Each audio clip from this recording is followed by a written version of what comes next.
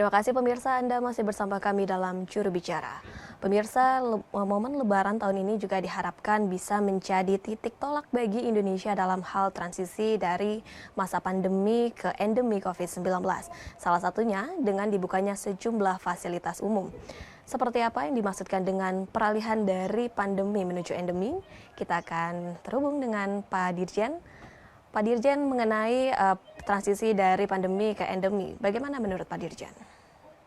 Iya, jadi kita berharap dengan relatif suksesnya kita menjaga supaya tidak terjadi penularan yang tinggi pasca COVID, maksud saya pasca Lebaran ini, ya kita mestinya sudah merancang memasuki era endemi. Tetapi sekali lagi Presiden berulang kali mengatakan kita juga tidak mau terburu-buru ya dalam menetapkan dari pandemi ke endemi. Kita tentu saja harus berpedoman kepada WHO, ya World Health Organization. Ya, tetapi di balik itu semua kita tentu saja berharap karena melihat angka-angka ya, angka penularannya itu ini kan sekitar 200-an dan ini gejalanya ringan, bahkan Wisma Atlet itu sudah kosong begitu ya, sudah kosong. Nah, ini mudah-mudahan bisa menjadi awal ya kita beralih ke endemi. Tetapi sekali lagi kita tetap harus berhati-hati karena kita lihat juga di negara-negara lain. Contohnya di Amerika ini kan juga penjangkitan ya atau penularan COVID ini kan masih lumayan tinggi begitu ya. Bahkan wakil presiden ya ini juga positif COVID-19. Kemudian di Tiongkok juga, Tiongkok memang menerapkan kebijakan zero COVID-19 begitu. Tetapi contoh-contoh atau fenomena yang terjadi di negara lain itu juga harus menjadi perhatian kita semua.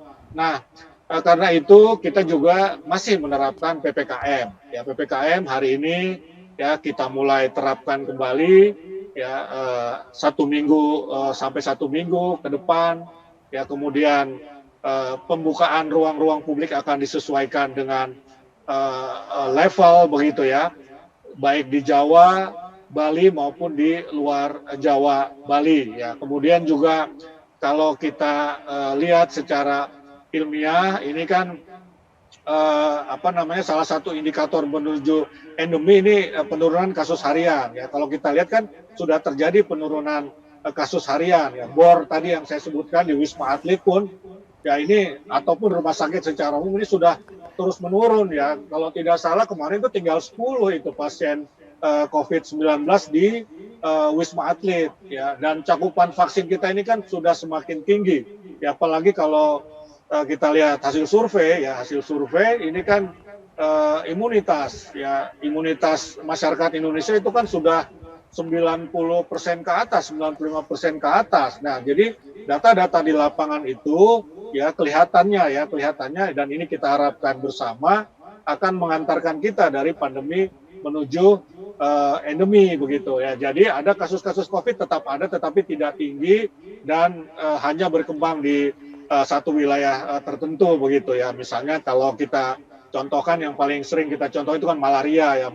hanya berkembang di Papua misalnya, bisa kita lokalisasi ya, bisa kita kita lokalisir. Nah, ini kita akan menuju ke sana ya, tetapi sekali lagi ini kita harus hati-hati, kita tidak boleh gegabah, tidak boleh euforia ya, karena itu kita masih menerapkan PPKM, WFH juga tadi kita lakukan dan terus kita pantau perkembangan COVID-19 di negara-negara lain. Baik, adanya transisi dari pandemi ke endemi bukan berarti kita juga lepas dari adanya penerapan protokol kesehatan begitu ya Pak ya. Kita patut menjaga kesehatan baik untuk diri sendiri juga untuk keamanan bagi orang lain.